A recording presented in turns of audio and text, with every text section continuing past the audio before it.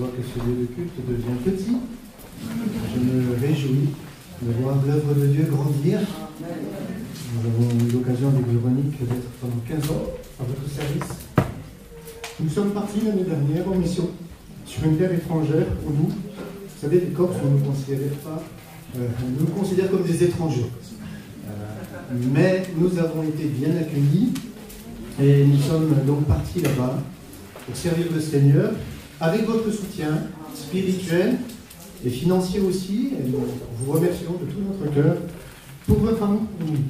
Alors pardonnez-moi ces émotions qui sont légitimes après 15 ans au milieu de vous, où nous avons partagé des temps de joie, des temps de pleurs, des temps de victoire, parfois des temps de défaite.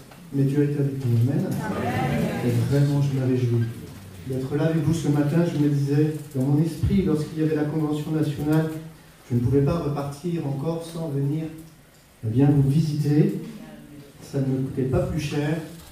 Et cela remplissait mon cœur de joie, l'idée d'être au milieu de vous. J'ai préparé un petit diaporama pour vous partager un petit peu notre mission sur cette île de beauté. Et c'est vrai que c'est une île de beauté, je ne connaissais pas, je n'avais jamais eu l'occasion de visiter la Corse avant qu'il y a 3 ans, Dieu nous appelle à partir là-bas. Je n'imaginais pas ce cheminement, cette orientation. Dieu a été surprenant avec nous, mais voilà, il a dirigé nos pas et nous sommes surtout heureux d'être au cœur de sa volonté. C'est ce qu'il y a de plus important. C'est de ne pas faire notre volonté. Mais Jésus a dit que ce qui était important, sa nourriture, c'était de faire la volonté de son Père. Amen. Et nous voulons faire la volonté de notre Dieu. Voilà, donc la Corse, c'est un territoire pour le Seigneur Jésus-Christ. Aujourd'hui, c'est un territoire qui a été, depuis des années, dédié à la Vierge Marie. Il y a un catholicisme fervent, j'ose le dire, un catholicisme occulte, avec toutes sortes de traditions, avec toutes sortes de superstitions. C'est un peuple qui n'est pas hostile à l'Évangile, mais qui est fier de ses traditions, et pour quitter ces traditions, ce n'est pas toujours facile. On a besoin vraiment de vos prières, et donc je vais vous donner... Ça, c'est les îles Sanguinaires, c'est à la pointe de la ville d'Ajaccio, et le soir, quand vous êtes un peu découragé, fatigué, eh bien, vous avez l'occasion de vous promener et voir de beaux couchers de soleil. Bon, honnêtement, je crois que c'est en 8 mois la deuxième fois que je n'ai pas trop le temps de me promener et de visiter l'île pour l'instant. Alors voilà l'île de Corse.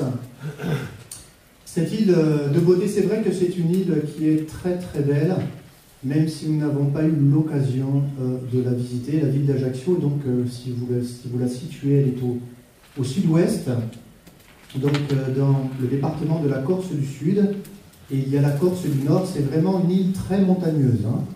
Donc il y a très peu de culture, excepté pour ce qui est les orangers, les mandariniers, les clémentiniers, tout ce qui est aussi la culture de l'avocat.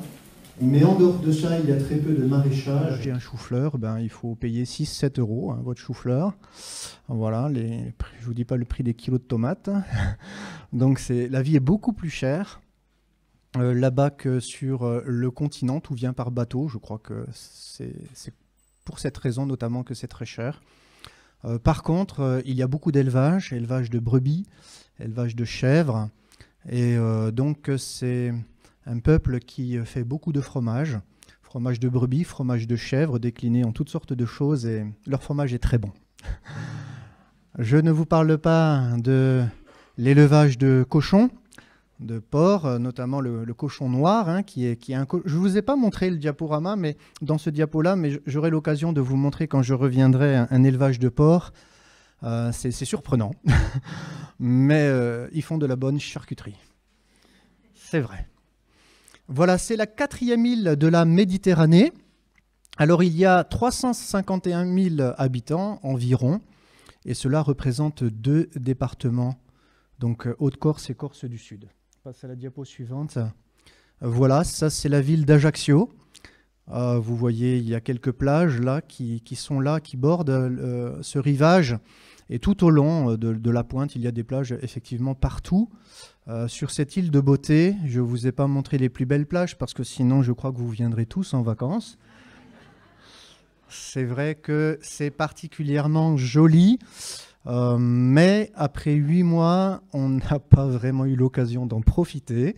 Mais c'est vrai que le climat est agréable, bien qu'il soit très très chaud l'été, hein, ça pousse jusqu'à 48 degrés, c'est une chaleur humide, alors vous changez de tenue plusieurs fois par jour, donc c'est pas forcément très agréable non plus. Voilà. Donc vous avez vu quelques images. Alors il y a 5 couples pastoraux qui travaillent en Corse, hein, et je suis venu sur l'appel de ce couple, hein. Donc c'est Valérie et Vincent Trapani qui étaient depuis 7 ans implantés sur l'île de Beauté et particulièrement sur Ajaccio.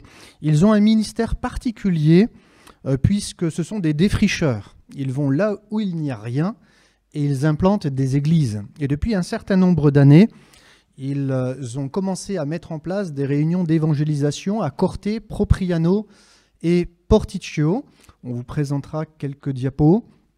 Et ce travail est particulièrement difficile parce que les routes sont très mauvaises sur la Corse, hein. On ne compte pas en kilomètres là-bas, on compte en heures pour se déplacer. Et pour vous donner une idée, si vous allez à Bonifacio, même s'il n'y a pas une centaine de kilomètres, vous mettez 2h30 pour y aller, lorsqu'il n'y a pas les vacanciers. Sinon, vous pouvez parfois multiplier par 2 le temps de trajet. Donc c'est très pénible. Un Corse dit, entre 2 virages, la route n'est pas droite. Donc c'est vraiment quelque chose de particulier de s'habituer à ces routes corses. Et avec mon épouse, on n'est pas encore totalement habitués. Voilà. Donc ils nous ont invités parce qu'ils étaient le pasteur de l'église d'Ajaccio, une église de 113 membres aujourd'hui.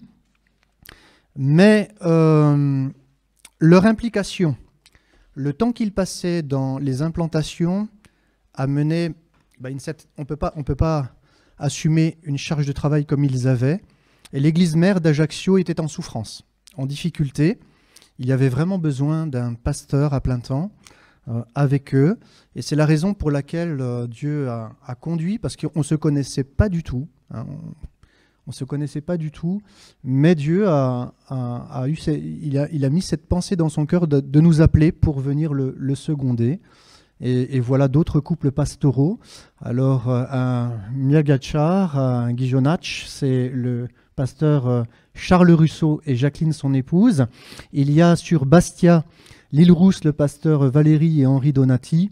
Nous-mêmes sur Ajaccio. Derrière, c'est la ville de Bonifacio. Très belle ville, je pense la plus belle ville de Corse. Et puis, à Porto Vecchio, c'est le pasteur Jérôme et Maud Daumont qui vont partir cette année. C'est un projet pour Tel Aviv en Israël. Voilà. Donc ici, vous avez sur Corte le pasteur Vincent Trapani et Valérie, son épouse, qui travaillent à l'implantation d'églises. Vous avez quelques petites photos. C'est au centre de l'île, à 1h30 d'Ajaccio. Pourtant, il y a moins de 80 km. Et vous avez une réunion. C'est un culte que nous avons participé. Vous voyez, ils ne sont pas très nombreux. Quelques étudiants, quelques personnes, une quinzaine qui ont soif de s'engager pour Dieu. Ce sont des chrétiens de l'église d'Ajaccio, mais qui s'investissent pour implanter une œuvre à Corte. Là, il y avait une rencontre. C'était une rencontre de jeunesse. Vous avez toute la jeunesse de l'île sur cette photo, de toutes les églises. Ça représente moins d'une vingtaine de jeunes. Et ils font tous leurs études sur Corte, ce qui ouvre la possibilité de faire des réunions de jeunesse, de toute la jeunesse de l'île, en semaine, pour les encourager à témoigner. Et suite à ce rassemblement, eh bien, ils se sont joints à l'église le dimanche matin. Alors cet autre diaporama, c'est pour l'implantation de Propriano Sartène. Donc entre Bonifacio, que vous voyez à la pointe, et Ajaccio, se situe à 1h15 de route. Et nous avons eu la joie, au mois de novembre, de recevoir cette équipe qui vient d'Afrique du Sud et qui sont venus pour nous prêter main forte pour distribuer des prospectus dans tout le bassin. On appelle ça le golfe de Valinco. Et nous avons pu distribuer dans 60 villages plus de 20 000 prospectus afin de bénir les âmes et d'attirer les âmes au Seigneur. Et pourtant, ils ne parlent pas le français, hein. Mais depuis des années, c'est une équipe qui prie pour la Corse et qui vient.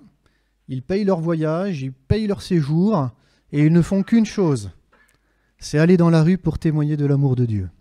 C'est beau, hein? Alors, ils sont avec nous. Là, vous avez la salle de culte avec la jeunesse de l'église d'Ajaccio. Et puis, en bas à droite, vous avez un temps qui était le temps de Noël, où nous avons eu l'occasion de recevoir 30 nouvelles personnes avec leurs enfants. Voilà. Il y a déjà eu des baptêmes, par la grâce de Dieu. Il y en a encore 5 en préparation. Là, c'est un couple, Philippe et Maria Mendes, qui se sont engagés par les eaux du baptême. Alors, ils sont, eux, sur l'implantation de Propriano Sartène. Et puis, le 18 février, c'est Samuel. C'est un jeune qui vient des îles aussi. Dieu l'a sauvé, il a entendu l'évangile et il s'est approché du Seigneur. On l'a baptisé également. C'est un jeune de l'église de Corté. Alors je parle d'église, hein, mais c'est bien des implantations parce que le projet, c'est d'établir des églises en Corse. Voilà. Alors, quels sont nos sujets de prière? Le bâtiment est trop petit pour recevoir l'église aujourd'hui. Des chrétiens doivent parfois se tenir debout pour assister au culte. On peut maximum recevoir 120 personnes. Et voilà, le local est trop petit et malheureusement, il n'est pas adapté pour recevoir des personnes en mobilité réduite. Et donc, pour nous, ça c'est un vrai défi parce que l'immobilier coûte une fortune. Pour vous donner un exemple, nous n'avons pas pu acheter. Nous étions propriétaires, Dieu nous avait fait grâce, et de construire. Et merci Seigneur pour cela. Et quand nous sommes allés là-bas, nous avons vraiment eu de grosses difficultés pour trouver un lieu pour habiter. C'est le défi en Corse, c'est de trouver une habitation. Et pour vous donner un exemple, hein, on paye presque 1 300 € de loyer pour 76 mètres carrés. Et ce n'est pas un appartement propre. C'est un vieux appartement. Même s'il est un petit peu rénové, c'est comme ça là-bas. Et dès que vous voulez monter un petit peu en standing, quand je dis standing, c'est pas non plus le luxe, hein. Eh bien, tout de suite, si vous voulez acheter un appartement de 100 mètres carrés, il faut mettre 400 000 € minimum, hein. Donc, ça peut monter à des prix. On a vu des appartements à 5 millions d'euros. Alors, c'est une fortune. Et c'est difficile pour les Corses de trouver le moyen eux-mêmes d'habiter parce que les salaires sont quand même pas très élevés là-bas. Et c'est pour cette raison aussi que le nationalisme fait qu'ils plastiquent des maisons. Parce que c'est pour eux, ils ne trouvent plus le moyen de se loger, tout simplement. Alors, ils essayent de déloger. Hein, voilà. C'est une pratique.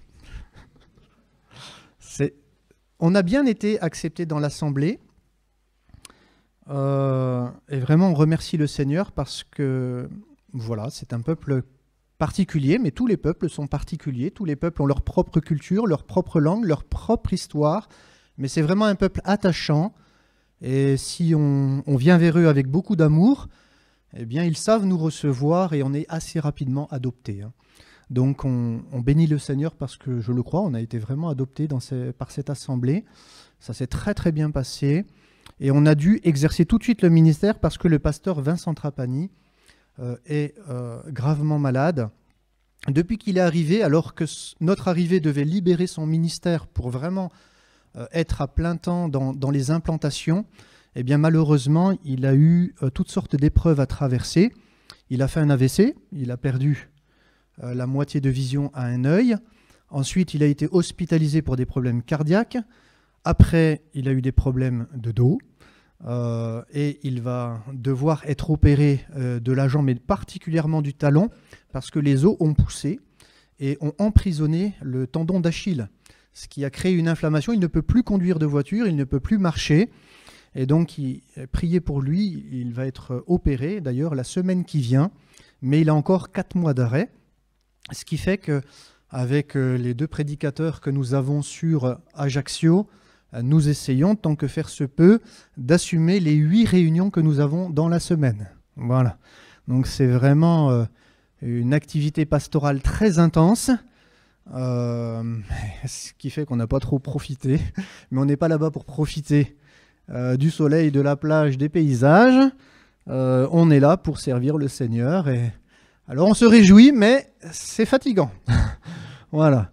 On vient à peine d'arriver, mais on est déjà fatigué. Que le Seigneur nous renouvelle aussi.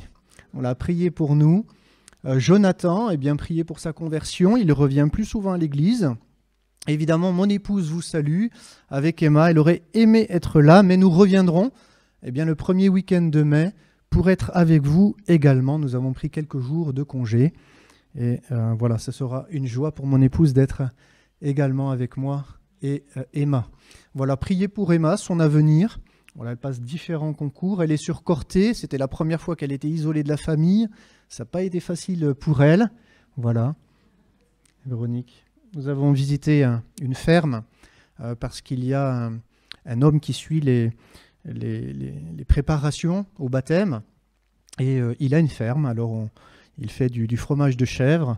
On a pu voir son élevage avec son épouse. Ils ont des oies, des canards, des ânes, des cochons. Voilà, on a visité son élevage et il y avait des petites naissances qui étaient là. Alors, c'était mignon. Un petit capri là, dans les bras. Alors, en Corse, on dit « Benedizioni non tu a vostra vita, vivede presto in Corsica ». Alors, bénédiction sur vos vies. Et puis, à bientôt en Corse. Amen. Bon, c'est sûr, il faut payer le billet. Hein. Après, chez nous, c'est un peu petit, mais on peut aider pour ceux qui veulent venir pour trouver un logement. Ça coûte cher, c'est vrai, pendant la saison. Hein. Les locations vont de 1 000 à 2 000, 3 000 euros la semaine. C'est assez cher.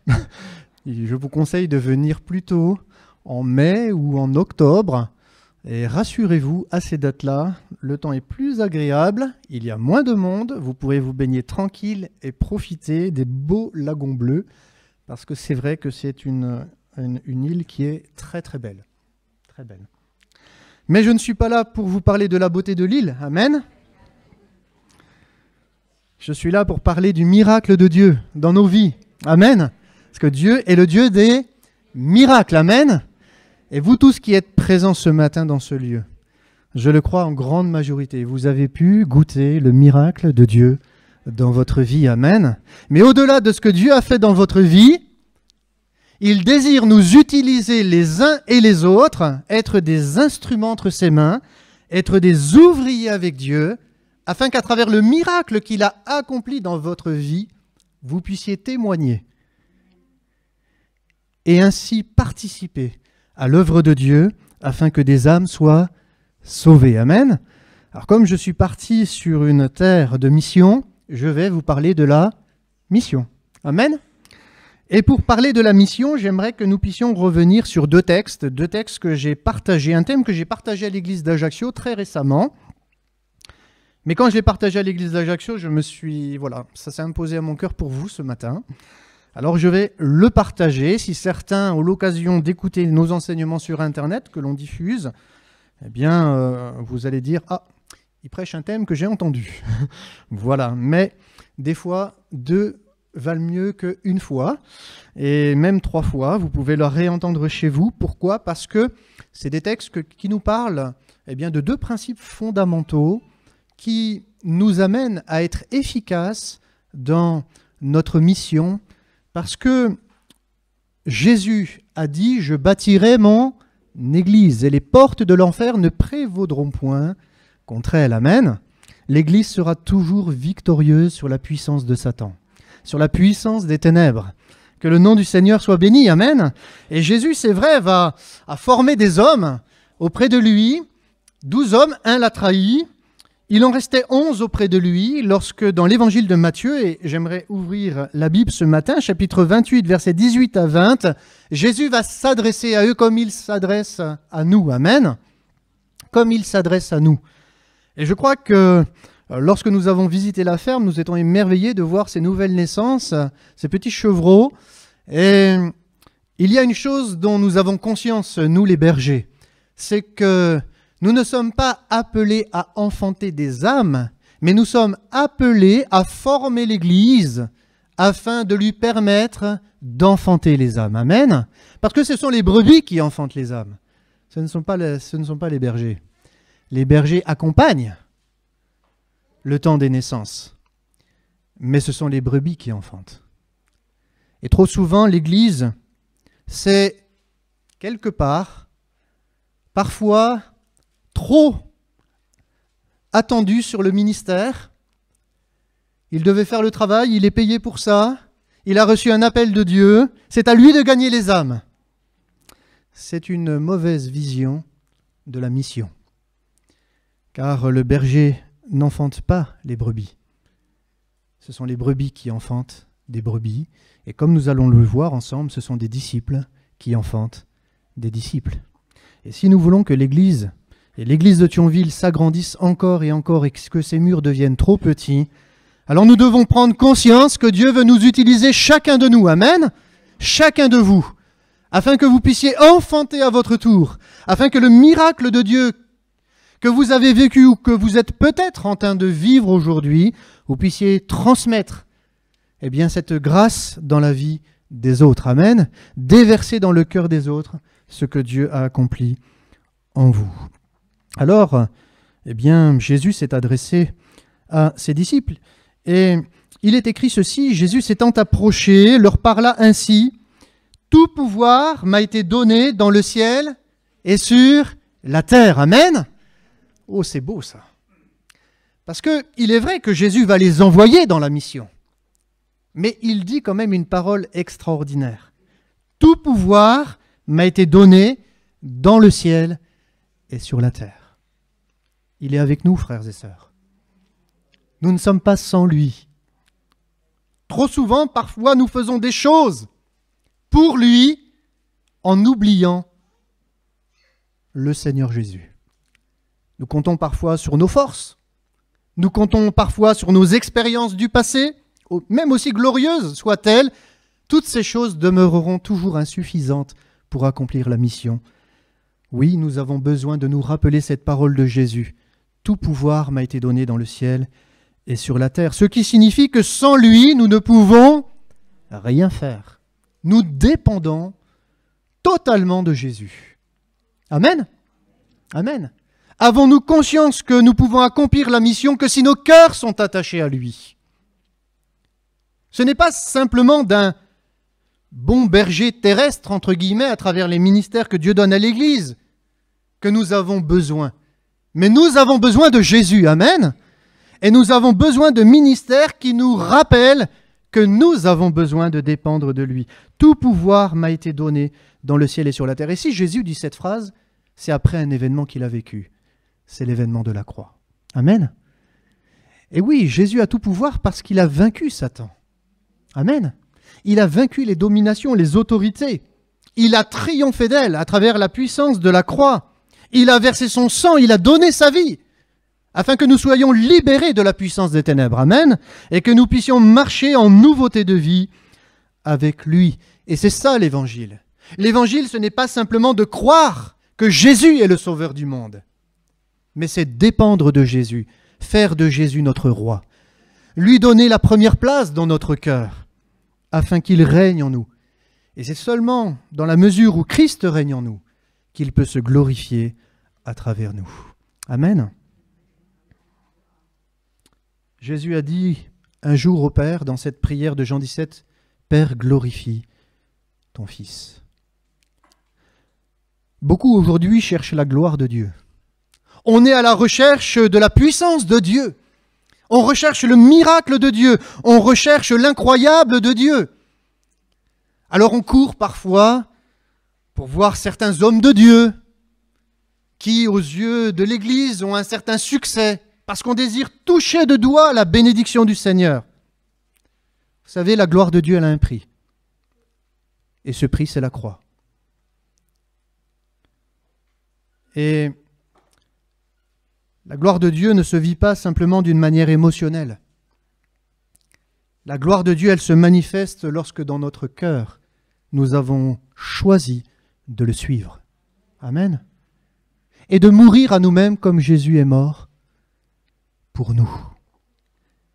Est-ce que nous avons conscience que Jésus nous a sauvés parce qu'il veut nous envoyer, parce qu'il veut nous utiliser, parce qu'il veut se glorifier à travers son Église, à travers toi, mon frère et ma sœur. Peut-être tu te dis, mais qui je suis? Qui suis-je pour que le Seigneur m'utilise? Quand à l'âge de 14 ans, Dieu m'a appelé à son service, moi aussi je me suis posé la question, mais qui suis-je, Seigneur, pour que tu m'appelles à te servir? Mais Dieu est le Dieu des miracles. Il n'a pas besoin de gens intelligents, de gens surdiplômés, de gens qui ont fait forcément une école biblique pour se servir de lui. Alors c'est bien les diplômes, c'est bien les études bibliques, c'est bien certaines choses. Mais si la croix de Jésus n'est pas au centre de nos vies, tout cela ne sert de rien. Jésus choisit les choses viles de ce monde, ceux que l'on méprise, ceux que l'on rejette, ceux que le monde piétine et méprise. Mais Dieu a choisi nos vies. Il a choisi nos vies. Il a choisi chacun de nous afin que nous puissions aller et porter du fruit pour sa gloire. Avons-nous conscience que la grâce de Dieu, ce n'est pas simplement vivre le miracle pour soi-même, mais c'est aussi transmettre le miracle de la grâce de Dieu à travers un témoignage, le témoignage d'une vie transformée par la puissance du Saint-Esprit et l'œuvre de la croix. Allez, Jésus leur dira, allez, faites de toutes les nations des disciples. Amen. Et ma prière, c'est que dans ce territoire de la Corse, il y ait de nombreux disciples. Amen. Mais si je veux qu'il y ait de nombreux disciples, il faut aussi préalablement que moi-même, j'accepte d'être un disciple de Jésus. Vous avez remarqué que dans ce texte, Jésus s'adresse à des disciples. Il leur dit, allez, faites de toutes les nations des disciples. Seuls des disciples de Jésus peuvent engendrer des disciples. La mission de l'Église, ce n'est pas de faire des croyants. La Bible dit que les démons croient et ils tremblent, mais ça ne change pas leurs conditions. Beaucoup de personnes croient en Jésus, mais leur vie n'est pas transformée. Beaucoup de Jésus croient qu'il est le Sauveur. Oui, c'est bien. Mais il y a un principe que la Bible nous révèle, c'est que la puissance de la croix ne peut être vécue que si nous acceptons le règne de Jésus dans notre cœur. Nous ne pouvons pas vivre le miracle de l'Évangile, c'est-à-dire cette vie transformée, cette vie nouvelle, si Christ ne règne pas en nous. Vous imaginez bien que comment je peux affirmer que Dieu dirige ma vie s'il ne tient pas le volant? En prenant l'image d'une voiture. Parce que si je désire toujours conduire ma voiture, c'est-à-dire conduire ma vie, et que je dis au Seigneur, « Oh oui, je crois en toi, tu es mon sauveur, je t'ouvre la porte », mais celle du passager, hein. C'est moi qui tiens encore le volant, c'est moi qui tiens ma destinée. Ma vie, je veux en faire encore ce que je veux. J'accepte que tu pardonnes mes péchés, mais je veux faire ce que je veux. Vous savez, Jésus a dit qu'il n'était pas venu pour accomplir sa volonté, mais la volonté de celui qui l'a envoyé. Nul ne peut prétendre être envoyé par Dieu s'il n'accepte de céder le volant de sa vie à Jésus. C'est à nous d'être le passager. C'est à lui d'être le guide. Et c'est ce que signifie la notion du bon berger. C'est celui qui nous guide, c'est celui qui nous conduit. Amen. Parce que lui a des projets. Et si Jésus ne conduit pas nos vies, alors nous ne pourrons jamais rentrer dans les projets de Dieu. Souvent, nous voulons faire les œuvres de Dieu par nous-mêmes. Combien d'hommes, de femmes font des œuvres pour Dieu? Mais ce n'est pas parce que nous faisons une œuvre pour Dieu que Dieu est avec nous. Un jour, certains se présenteront et diront, mais Seigneur, n'avons-nous pas chassé des démons en ton nom? N'avons-nous pas guéri des malades en ton nom? Vous savez ce que va leur dire Jésus? Retirez-vous de moi, vous tous qui commettez l'iniquité. Je ne vous connais pas. Grandir dans l'intimité avec Dieu, c'est permettre à Jésus de régner dans notre cœur. N'imaginons pas pouvoir entrer dans l'intimité de Dieu, être l'ami de Dieu, si nous n'acceptons pas d'être un disciple de Jésus. Comme je vous l'ai déjà enseigné, il y a une progression dans notre marche chrétienne qui nous amène à cette intimité avec Dieu. Nous le voyons dans la Bible. Certains hommes, la Bible déclare qu'ils étaient l'ami de Dieu. Il n'y en avait pas des nombreux, hein. Mais dans la Bible, nous voyons qu'Abraham a été l'ami de Dieu. Nous voyons que Moïse a été l'ami de Dieu. La Bible dit même que Moïse parlait face à face avec l'Éternel, comme on parle avec un ami. Mais avant cela, Moïse a appris aussi à porter sa croix. Moïse a appris à l'école de Dieu. C'est ça être un disciple. Parce que nul ne peut prétendre être un disciple s'il ne porte pas sa croix. C'est l'enseignement de l'Évangile. Si quelqu'un veut venir après moi, dira Jésus, mais qu'il renonce à lui-même, qu'il se charge chaque jour de sa croix et qu'il me suive. Cela signifie que la croix n'est pas l'expérience d'un jour lors de notre conversion, mais c'est l'expérience de tous les jours pour notre sanctification. Avons-nous accepté d'être un disciple de Jésus? C'est dans la mesure où nous acceptons d'être des disciples de Jésus que le Seigneur nous forme, que le Seigneur nous transforme, que le Seigneur nous réforme. Nous avons besoin de la main du potier dans notre vie, n'est-ce pas? Parce que parfois nous avons des caractères difficiles. Non? Non, vous êtes si beau. Vous êtes tellement parfait, c'est magnifique. Je bénis le Seigneur pour cette assemblée. Et vous le savez, combien nous nous aimons les uns et les autres à travers tout ce que nous avons pu vivre par sa grâce à travers toutes ces années. Et ce qui est incroyable dans ce texte, c'est que dans cette parole du verset 19, « Allez, faites de toutes les nations des disciples », on voit que la notion du discipulat est accompagnée d'une réalité, les baptisant au nom du Père, du Fils et du Saint-Esprit. La notion du disciple est liée à la notion du baptême. Pourquoi? La notion du disciple est liée à une immersion. Vous savez, rappelez-vous quand vous vous êtes engagé par les eaux du baptême. Personnellement, je me suis engagé par les eaux du baptême le 2 décembre 1990. Il y a 33 ans de cela. Et je ne regrette pas d'avoir consacré ma vie à Jésus. Ça n'a pas toujours été simple. Il y a eu des périodes de souffrance, de difficultés, de chômage. J'ai connu la rue. On a connu toutes sortes de choses avec Véronique, mon épouse. Mais Dieu a toujours été avec nous. Il ne nous a jamais abandonnés. Même lorsque nous ne pouvions plus payer certaines factures d'électricité, Jésus ne nous a jamais abandonnés. Et parfois, Dieu, dans sa grâce, nous permettait de recevoir un chèque dans notre boîte aux lettres du montant de la facture, sans que nous ne demandions rien à personne, parce que Dieu nous connaît. Il connaît nos besoins. Et si nous sommes prêts à accepter de payer le prix pour le suivre, alors Dieu ne nous abandonnera jamais. Jamais. Il n'a jamais promis que nous serions toujours riches, en bonne santé, que nous n'aurions jamais de problème. Mais même si notre barque devait traverser la tempête, je traverserai la tempête parce que tu es avec moi. Amen. Amen.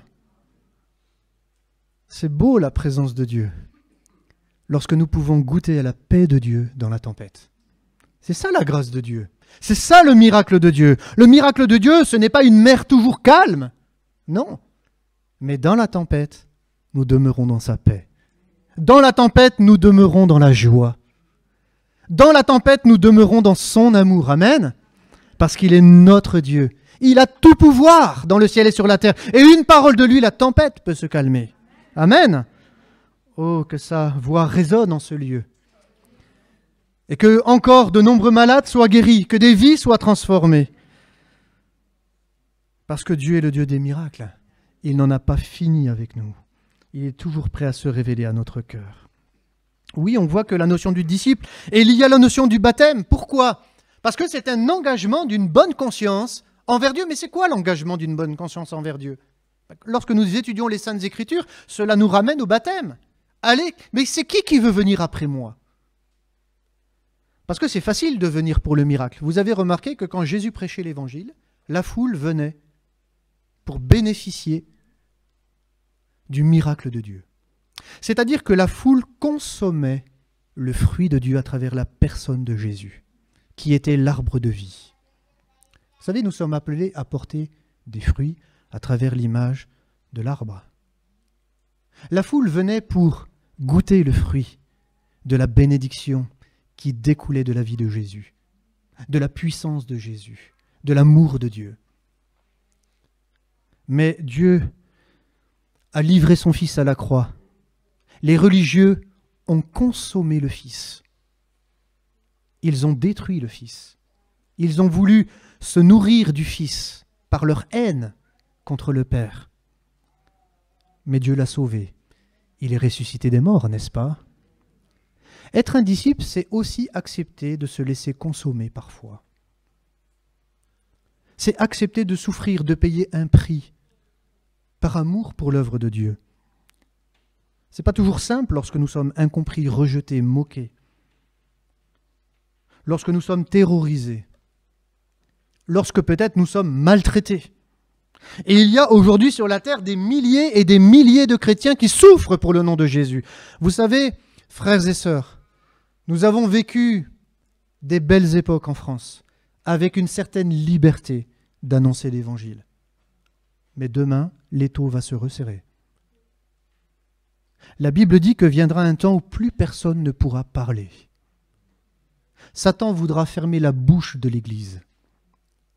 Il voudra faire taire l'Église. Et viendra un temps, bientôt, où l'Église n'aura plus le droit de distribuer des prospectus.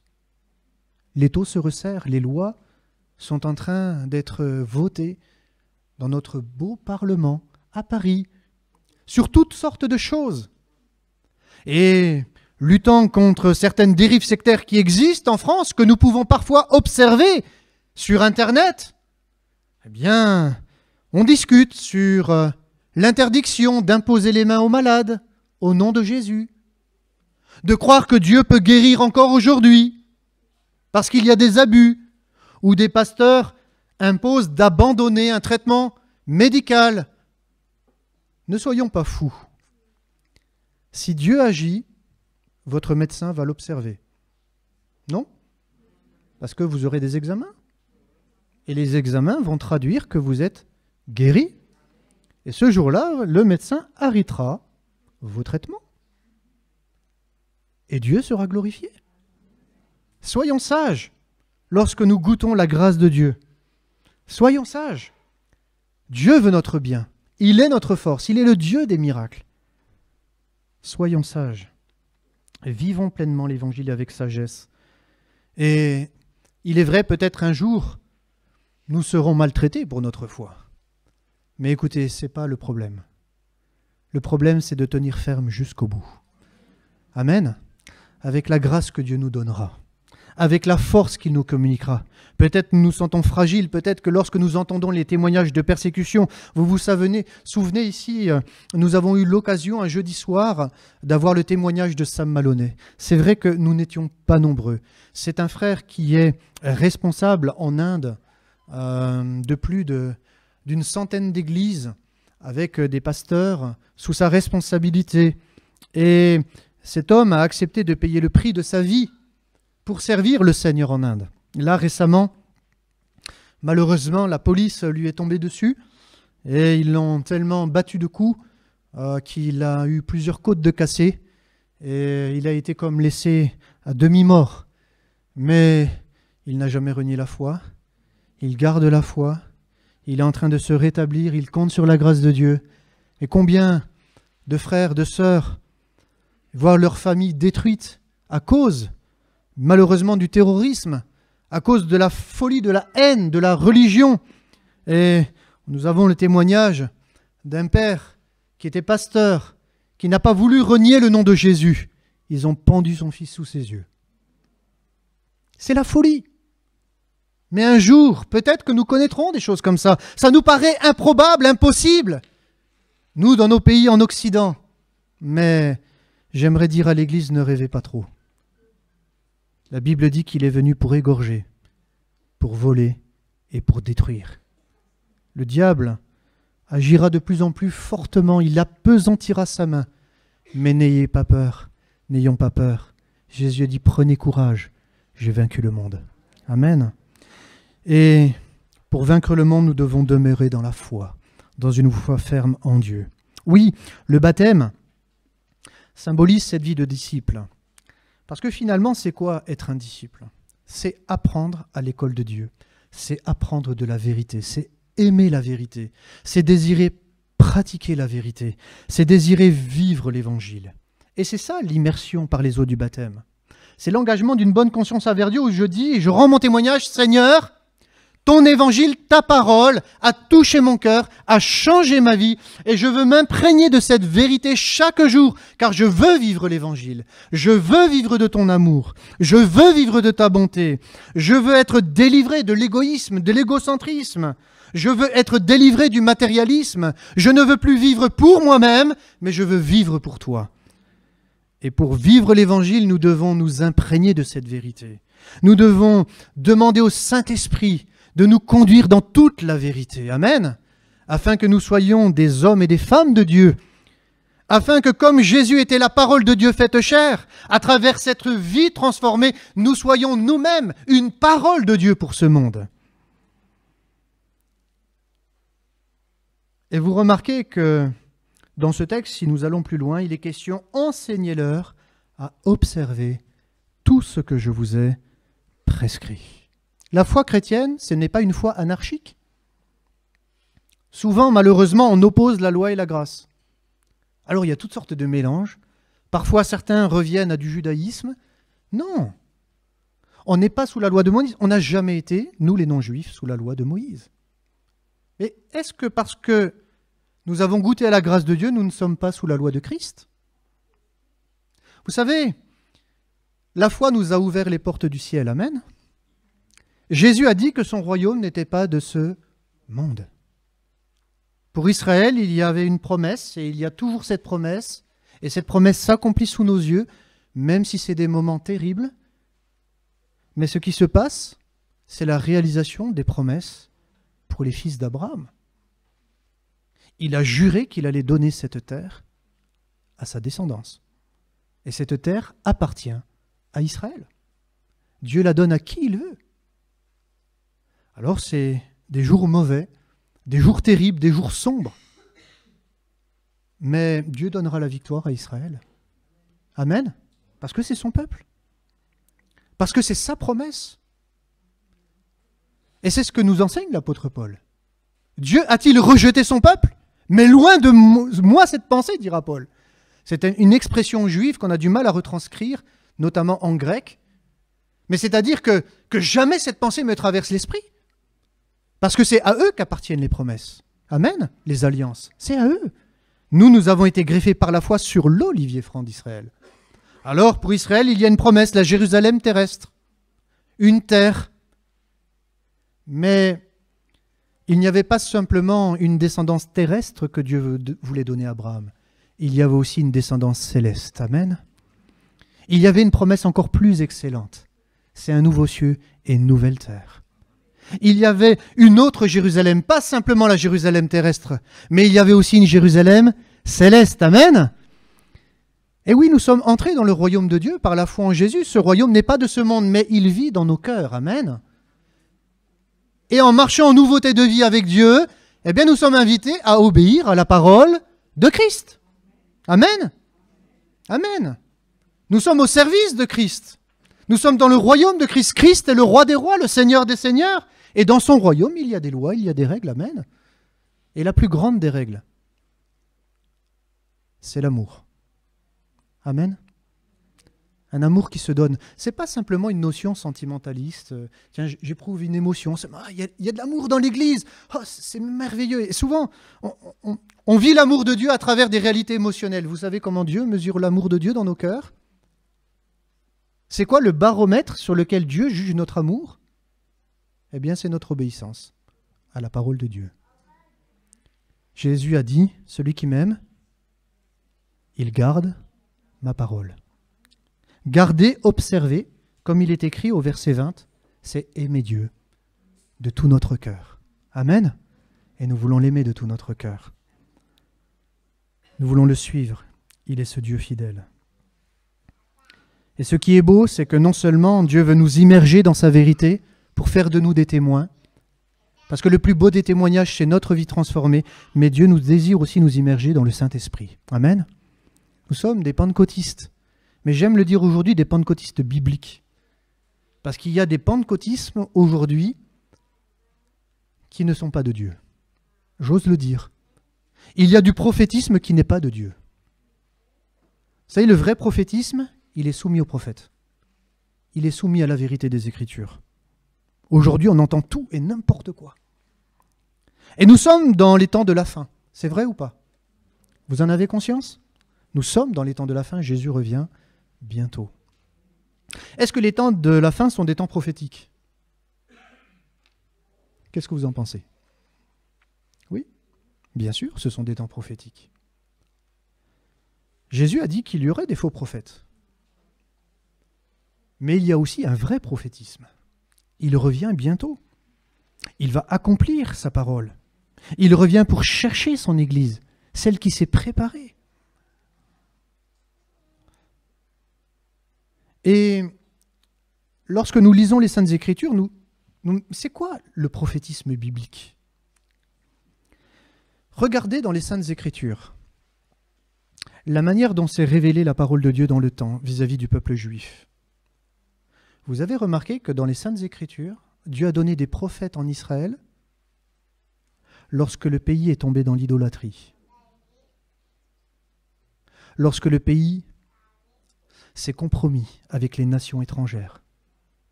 Lorsqu'il y a de la compromission au sein du peuple de Dieu, lorsqu'on néglige le culte authentique, alors le peuple de Dieu s'éloigne de Dieu. Et quand le peuple de Dieu s'éloigne de Dieu, qu'est-ce que fait le Seigneur? Il envoie des prophètes. Pourquoi il envoie des prophètes? Pour prêcher un message de repentance. Lisez les prophètes dans la Bible. C'est quoi leur message? C'est de ramener le cœur des enfants d'Israël vers le Père. Et lorsqu'on lit les écrits de la Bible, et notamment le livre de l'Apocalypse, un livre qui est prophétique, et qui est même plus que prophétique, car c'est une apocalypse, eh bien nous découvrons que Dieu va adresser un message écrit à l'ange de l'Église, de Laodicée, de Pergame, de Smyrne, de Philadelphia. Vous avez remarqué que ce que Jésus dit à son Église, c'est plutôt triste. L'état de l'Église est désastreuse. Satan a réussi à corrompre l'Église. Mais Jésus, dans son amour, veut préparer son Église. Il envoie un message. C'est un message prophétique. Et vous remarquez que ce message, c'est un message de repentance. Frères et sœurs, si nous nous sommes éloignés de Dieu, si je néglige ma vie chrétienne, j'ai besoin de revenir à lui. La porte du ciel n'est pas encore fermée. La porte de son royaume est encore ouverte. On peut y entrer librement par la foi en Jésus, mais on le sait, on peut en sortir aussi librement. Jésus nous tiendra toujours la main, mais nous pouvons aussi quitter sa main. C'est à nous de marcher fidèlement après lui. La Bible dit qu'il est fidèle avec celui qui est fidèle. C'est vrai que Dieu ne nous abandonne pas, mais si nous l'abandonnons, que Dieu nous accorde la grâce de tenir ferme jusqu'au bout. Et je crois que rechercher l'immersion dans une vie de l'esprit authentique, c'est nous permettre aussi de recevoir des capacités que nous n'avons pas, les dons surnaturels de Dieu, afin d'accomplir la mission. Quel don exerces-tu, mon frère et ma sœur? Es-tu animé du don de parole de connaissance, de sagesse, du don de prophétie, du don de miracle, don de guérison, don de foi? Es-tu animé de ces dons pour témoigner de l'amour de Dieu dans ce monde? Parce que si nous y allons avec notre propre force, on est limité, on se sent faible. Moi, je ne sais pas comment vous témoignez de l'amour de Dieu autour de vous, mais on a du mal parfois, non? On n'ose pas, on est timide, on ne sait pas comment faire, comment s'y prendre. On se sent tellement fragile. On a peur de dire des bêtises parfois, de mal témoigner de Jésus. Alors on préfère se taire que de parler. Alors il est vrai que parfois il vaut mieux se taire. Surtout si le témoignage de Christ en nous n'est pas une réalité visible. Mais nous sommes aussi invités à ouvrir notre bouche pour parler de lui. Amen. Et comment entendront-ils parler de Jésus si Dieu ne nous envoie pas dans sa moisson? Comment? La Bible dit qu'ils sont beaux les pieds de ceux qui annoncent la bonne nouvelle. Que le Seigneur nous accorde la grâce d'être animés du feu du Saint-Esprit, du feu de son amour. Que nous soyons animés de ce zèle afin que d'autres âmes soient ajoutées à l'Église. Parce que, frères et sœurs, le but de l'Assemblée, ce n'est pas simplement que toutes les chaises ici soient pleines et remplies, gloire à Dieu pour cela. C'est que demain, ce bâtiment devienne trop petit. Nous avons acheté ce bâtiment en 2010. Bientôt, il est fini d'être payé, ce bâtiment. Mes frères et sœurs, il devient trop petit, ce bâtiment. Il va falloir vous élargir, parce qu'il y a un peuple nombreux que Dieu veut sauver dans cette ville. Amen. Et c'est à travers chacun de vous, votre témoignage, que Dieu veut amener des hommes et des femmes à lui, en comptant sur son secours, en comptant sur sa grâce. Alors ne négligeons pas notre communion personnelle avec Dieu chaque matin, où il désire renouveler nos forces, notre vision, notre mentalité, afin qu'on puisse travailler unis ensemble, amen, pour l'œuvre de Dieu. Oui, il y a 2 immersions dans lesquelles Dieu désire nous faire rentrer. C'est être immergé dans la parole de Dieu, dans la vérité des Saintes Écritures, mais être immergé également dans le feu du Saint-Esprit, afin que nous puissions être efficaces dans notre témoignage. Parce que Jésus a dit, vous recevrez une puissance, amen. Ce n'est pas une capacité qui vient de nous, qui vient d'une formation théologique, pastorale, une formation humaine. Non, tout ça c'est précieux. Ce n'est pas suffisant. Nous devons être animés de la puissance du Saint-Esprit, survenant sur vous, et seulement ensuite, vous serez mes témoins. Amen. Que nous puissions être des témoins. Vous savez que dans la Bible, comment est appelé le tabernacle de Dieu, le temple de Dieu? Ohel Moed, en hébreu. C'est la tente du témoignage. Dieu désire habiter dans nos cœurs par son esprit. Amen. Vous êtes le temple du Saint-Esprit. Cela signifie que nous devons être un témoignage vivant de l'action puissante du Saint-Esprit dans nos cœurs. C'est ce que Dieu veut faire. C'est pour cette raison qu'il nous a sauvés, pour déverser sa gloire à travers chacun de nous. Il ne la donne pas à un homme, mais il désire manifester sa puissance à travers chacun de nous. Amen. À travers une vie transformée. Nous étions autrefois méprisants à l'égard de l'œuvre de Dieu. Aujourd'hui, Dieu a changé nos vies. Nous étions indifférents. Aujourd'hui, nous sommes animés d'un feu pour les perdus. Nous étions égoïstes. Nous vivions pour nous-mêmes. Mais il a mis son amour pour les perdus dans notre cœur. Et nous voulons vivre pour Dieu. Amen. Nous ne voulons pas simplement consommer la bénédiction de Dieu, mais nous voulons être des acteurs de Dieu dans son royaume. Dieu a besoin de chacun de nous. Il a besoin de toi, mon frère et ma sœur. Peut-être que quelqu'un a arrêté sa marche par déception, parce qu'il a vécu toutes sortes de combats, parce que peut-être le péché a gagné son âme. Mon frère, ma sœur, aujourd'hui c'est un jour pour toi de prendre une décision, de te remettre en marche, de saisir par la foi la grâce de Dieu, le pardon de Dieu. Il est venu pour ôter les péchés du monde. En lui, tu es déjà libre. il a déjà accompli à la croix ton salut, ta rédemption. Tu es déjà libre, afin que tu puisses demain devenir un témoignage puissant de son amour. Moi, je bénis Dieu pour tous les témoignages qu'il y a au milieu de nous. Quand j'en pense à René, qui était dépressif, lorsqu'il est venu dans ce lieu de culte, mais Dieu l'a guéri instantanément, amen, de sa dépression. Dieu a guéri des hommes et des femmes. Il a libéré des hommes et des femmes. Oui, il nous a bénis, amen. Et à travers votre témoignage, mes frères et mes sœurs, il désire bénir le monde. Que le nom du Seigneur soit béni, parce que vous êtes beaux en Jésus, amen. Vous êtes beaux en Jésus. Et je suis fier d'avoir été votre pasteur. Amen. Merci Seigneur pour ton amour. Merci pour ta bonté. Merci pour ta grâce, Seigneur. Oh, quand je dis que je suis fier, je ne suis pas orgueilleux, parce que tout ce que tu as accompli au milieu de nous, c'est toi qui l'as accompli, Seigneur. Seigneur, quel bonheur. Oui, nous pouvons être fiers, sans nous enorgueillir, de ta grâce que tu as manifestée pour chacun de nous. Seigneur, nous voulons être des hommes et des femmes de Dieu. Nous ne voulons pas être seulement des enfants de Dieu, mais nous voulons aller vers une maturité spirituelle.